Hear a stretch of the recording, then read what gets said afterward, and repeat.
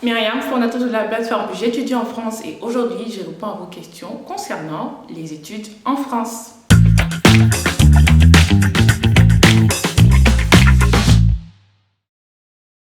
Non, il n'est pas obligé de regresser de niveau, comme je le dis, tout dépend de votre projet d'études, de votre background.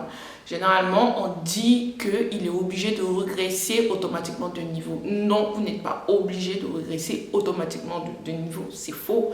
Il faut prendre le temps de d'abord réfléchir à votre projet d'études. En fonction de la réflexion de votre projet d'études, on va réfléchir et on va se dire, est-ce que c'est mieux de regresser ou pas? Il y en a en fonction de leur filière, ils ne sont absolument pas obligés de... Il y en a en fonction de leur projet d'études, de leur filière surtout, ils ne sont absolument pas obligés de regresser de niveau. Donc, c'est faux cette information. Ah bah non, le visa étudiant que l'ambassade vous donne vous permet de pouvoir travailler en France en tant qu'étudiant. Mais attention, vous avez un nombre limité d'heures. Donc, en fonction des pays, vous avez un nombre limité d'heures. Moi, je sais que pour ceux d'un certain nombre de pays, on a droit à 964 heures. Donc, tous les pays, c'est 964 heures. Et pour l'Algérie, c'est beaucoup moins. Donc, oui, vous pouvez travailler en tant qu'étudiant étranger en France, mais attention à ne pas dépasser le nombre d'heures requis par l'État français.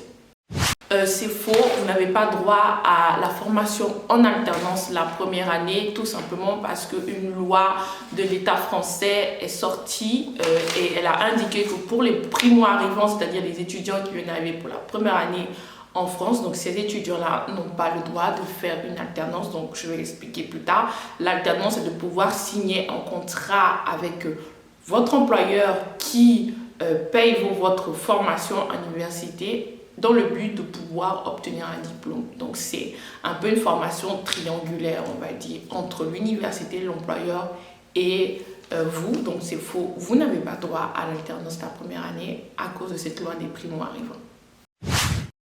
Non, les jobs étudiants ne sont absolument pas faciles à trouver. Moi, je suis un peu contre les étudiants étrangers qui arrivent la première année, dès la première année, qui se lancent dans cette aventure de job étudiant. Mais je peux comprendre que les réalités des étudiants ne sont pas pareilles. Mais ce n'est pas facile parce que vous allez arriver, d'abord, il faut prendre le temps de vous installer, obtenir votre carte vitale, obtenir toute la paperasse, et maintenant faire un CV et commencer à postuler pour obtenir du travail. Non, ce n'est absolument pas facile de trouver du travail. Pas du tout.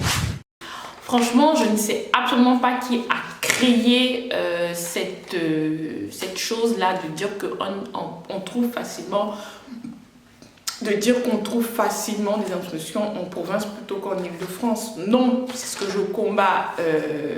C'est ce que je combats à chaque fois. Sachez que les universités en province sont pareilles que n'importe quelle université, que les universités en Île-de-France, et c'est pas facile parce que en province il y a également des formations de qualité. Il y a des étudiants qui quittent l'Île-de-France pour faire des formations spécialisées en province. Donc ce dénigrement vis-à-vis des universités de province, pour moi c'est un dénigrement parce que non, les provinces elles se valent. C'est pas parce que vous allez en province que ça sera plus facile. Attention, il y a des universités très difficiles. Je peux vous en citer une, je l'ai fait moi-même, par exemple l'université d'Angers. Elle est très sélective.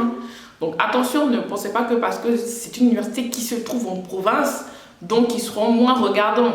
Pas du tout. Il faut réfléchir en termes de filière. C'est votre filière qui vous permettra de vous dire si elle sera plus accessible ou pas. Si vous avez d'autres questions, n'hésitez pas à les mettre en commentaire et je ferai également une autre vidéo pour pouvoir répondre à ces questions que vous vous posez en tant qu'étudiant étranger sur les études en France.